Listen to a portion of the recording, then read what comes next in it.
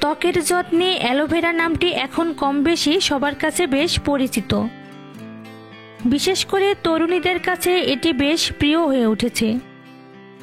কাটা ও জেলিযুক্ত এই উদ্ভিদটি প্রাচীনকাল থেকে ওষুধ হিসেবে ব্যবহার হয়ে এলেও ইদানিং রূপচর্চায় গুরুত্ব পেয়েছে অধিক।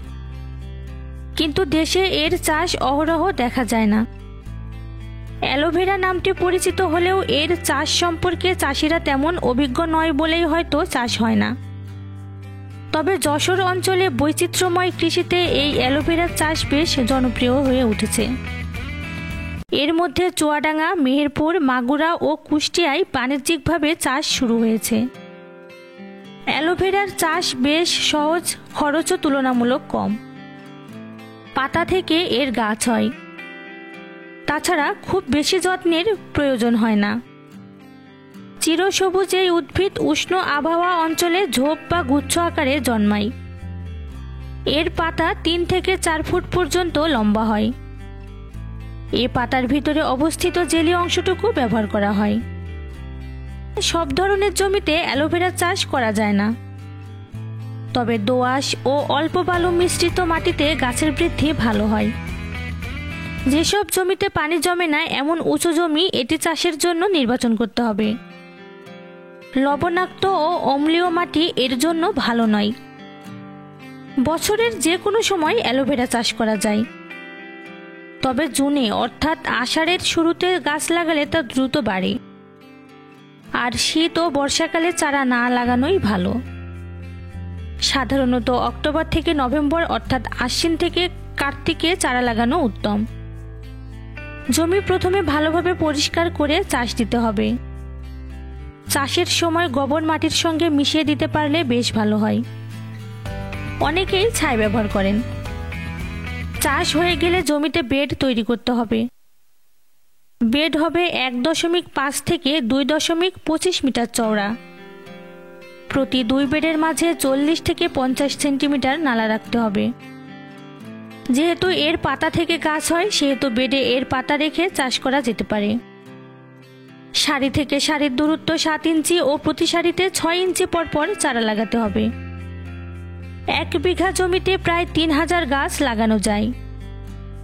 বাণিজ্যিকভাবে করতে চাইলে চারা লাগানো উত্তম। চারা লাগিয়ে পাতা তোলার জন্য 6 মাস অপেক্ষা করতে হয়।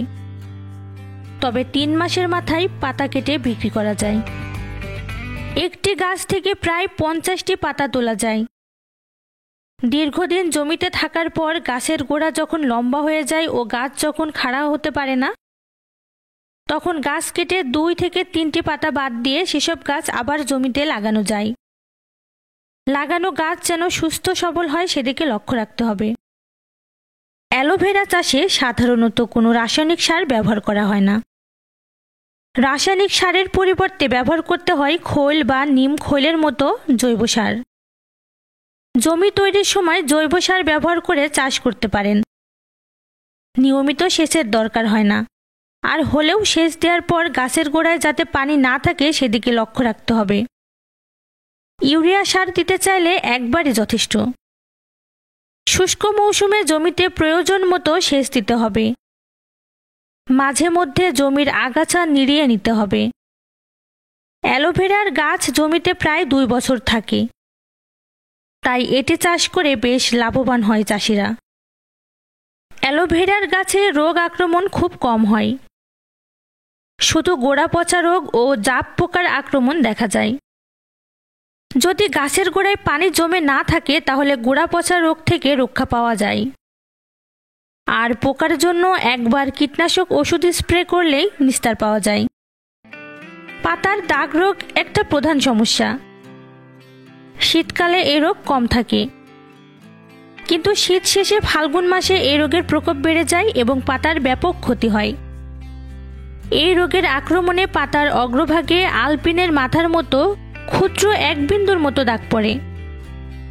সেখান থেকে আঠার মতো কষ বের হয়। ওই আঠা শুকিয়ে বাদামি দাগের সৃষ্টি করে। এভাবে আক্রান্ত গাছের পাতায় ধীরে ধীরে দাগ বড় হতে থাকে ও দাগের সংখ্যাও বাড়তে থাকে। 15 দিন পর পর চুন পানিতে গুলিয়ে স্প্রে করে নিলে ভালো ফল পাওয়া যায়। চারা লাগানোর 2 থেকে 3 মাস পর থেকেই গাছের পাতা তোলা শুরু করা যায়। একটি গাছ থেকে 60 থেকে 70টি পাতা বিক্রি করা যায় এবং সারা বছর জুড়ে এর থেকে নতুন নতুন পাতা জন্মায়। বছরে 9 থেকে 10 মাস পাতা তোলা যায়। শীতকালে পাতা তোলা বন্ধ থাকে। সাধারণত প্রতি 15 দিনে একটি পাতা বের হয়। সঠিক পদ্ধতিতে ঘৃতকুমারী বা অ্যালোভেরা চাষ করে দেশের চাহিদা মিটিয়ে বিদেশেও রপ্তানি করে বৈদেশিক মুদ্রা অর্জন করা সম্ভব।